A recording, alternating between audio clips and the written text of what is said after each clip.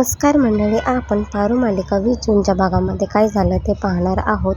अहिल्या स्वयंपाक रूममध्ये जाते आणि सगळ्यांना सुट्टी देते. आम्हीच आमच्या नवऱ्यालाही व्यवसायाला जेवण बनवणार आहे, आहे, त्यासाठी त्यासाठी मला सुट्टी देत आहे. आणि सगळ्यांनी जावं म्हणून.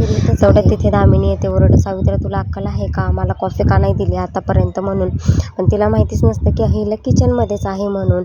आणि नंतर मग खूप काही बोलते सावित्राला आणि मग तिथून अहिल्या लगेचच बाहेर येते. अहिल्या म्हणते काय झालं दामिनी, तुला उपवास नाही आहे का? दामिनी म्हणते हां वहिनी, आहे उपवास आहे ना. चल मग स्वयंपाकाला तयार होऊन ये, लवकर स्वयंपाक करायचा आहे ना आपल्याला, आपला उपवास आहे त्याच्यासाठी.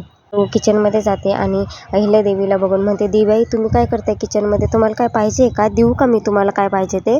मग ती म्हणते की नाही, आमच्या रीतीनुसार आम्ही किर्लोस्करांच्या नवऱ्यासाठी आज स्पेशली जेवण करत असतो, त्यासाठी मी आणि दामिनीही आलेलो आहे आणि आम्ही दोघीच करणार आहे. तुलाही आज सुट्टी आहे, तूही स्वयंपाकामध्ये आम्हाला काहीच मदत करायची गरज नाही आहे म्हणून. तिच्या तिथं बोलते की आदित्य मला दिसला नाही आहे, आदित्य कुठे येते? म्हणते आदित्यला ना थोडीशी ताप आलेली आहे. आणि मग पारू लगेचच म्हणत असते की मी मंगळसूत्र काढायचा विचार केला तर आदित्य सर पडले आणि आज मी उपवास नाही धरायचं म्हटले तर आज आदित्य सर आजारी पडलेत. काय असं नियतीच्या मनामध्ये मला काहीच कळत नाही आहे. मग ती आदित्यच्या रूममध्ये जाते आणि आदित्यला पेज देते तर आदित्य म्हणतो नाही, मला आज आईच्या हातचं जेवण करायचं आहे, त्याच्यासाठी नको ही पेज. मग ती जरा रागवलेलीच असते थोडीशी आणि मग आदित्य म्हणतो दे इकडं. मग ते 2 घोट पितो आणि म्हणतो की हां ठीक आहे, समाधानी झाली ना आता, जा मग.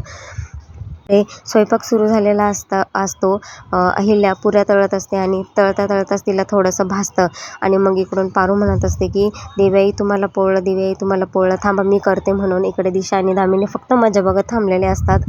आणि मग अहिल्या म्हणते ठीक आहे ना, एवढंसं लागलेलं आहे त्याला काय नाही, जेव्हा चटके हाताला लागतात त्याच वेळेस भाकर मिळते ना, त्यामुळे एवढं काही टेन्शन नाही आहे, आम्ही मी करेल, तसं काही टेन्शन नाही आहे माझं. सगळा स्वयंपाक होतो आणि मग ते व्यवसायाला गेलेले असतात आणि मग तिथे अहिल्या उतरते आणि पूजा वगैरे करते वटाची आणि फेरे घेण्यासाठी सुरुवात केलेली असते. 1-2 फेरे होतात आणि दामिनी तिथे थोडंसं ॲक्टिंग चक्कर आल्यासारखं करते आणि ते आरतीचं ताट असतं ते खाली पडतं आणि सगळं तेल सांडलेलं असतं आणि त्याच्यामुळे तिथे आग लागते. पण सगळ्या बायका साईडला होतात, पण अहिल्या विचारामध्येच असते की आदित्यला वाचवणारी कोण असेल, कोणाचं पुण्य लागलं असेल म्हणून तेच विचार चालू असते.